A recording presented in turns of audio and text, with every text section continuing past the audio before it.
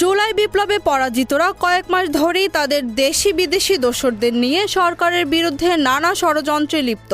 সংখ্যালঘু নির্যাতন বা অন্য ইস্যু তৈরি করতে মরিয়া তারা। বিশেষ করে ভারতীয় গণমাধ্যম ও ধর্মান্ধ রাজনৈতিক কিছু ব্যক্তি বাংলাদেশ বিরোধী অপপ্রচারের মাধ্যমে এদেশের সাম্প্রদায়িক সম্প্রীতি বিনষ্টের অপচেষ্টা করে যাচ্ছে প্রতিনিয়ত। হিন্দু সম্প্রদায়ের উপর নির্যাতন, আন্তর্জাতিক পরিমণ্ডলে নানা রকম বিভ্রান্তিমূলক সংবাদ প্রচার করছে। এবার তারা হিন্দুর পাশাপাশি বৌদ্ধ ও খ্রিস্টান ধর্মাবলম্বীদেরও নতুন করে যুক্ত করেছে সংখ্যালঘু নির্যাতনের তালিকায়। ভারতীয় মিডিয়াগুলো দাবি করছে এবার বাংলাদেশ হিন্দু বৌদ্ধ খ্রিস্টান ঐক্য পরিষদ সংখ্যালঘু নির্যাতনের বিরুদ্ধে আন্দোলনে নামছেন, যা পুরোপুরি মিথ্যা ও ভিত্তিহীন একটি মনগড়া প্রচার।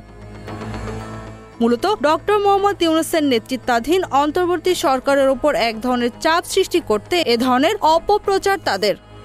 বাংলাদেশের সংখ্যালঘুদের ওপর যেসব ঘটনা ঘটেছে তার অধিকাংশই ব্যক্তি স্বার্থ, পুরনো দ্বন্দ্ব সংঘাত বা রাজনৈতিক প্রতিহিংসার জের। ধর্মের সঙ্গে সম্পর্কহীন সব বিচ্ছিন্ন ঘটনাকে সাম্প্রদায়িক রং মাখিয়ে পরিকল্পিতভাবে প্রচার মূলত পতিত সরকারের ষড়যন্ত্রেরই অংশ।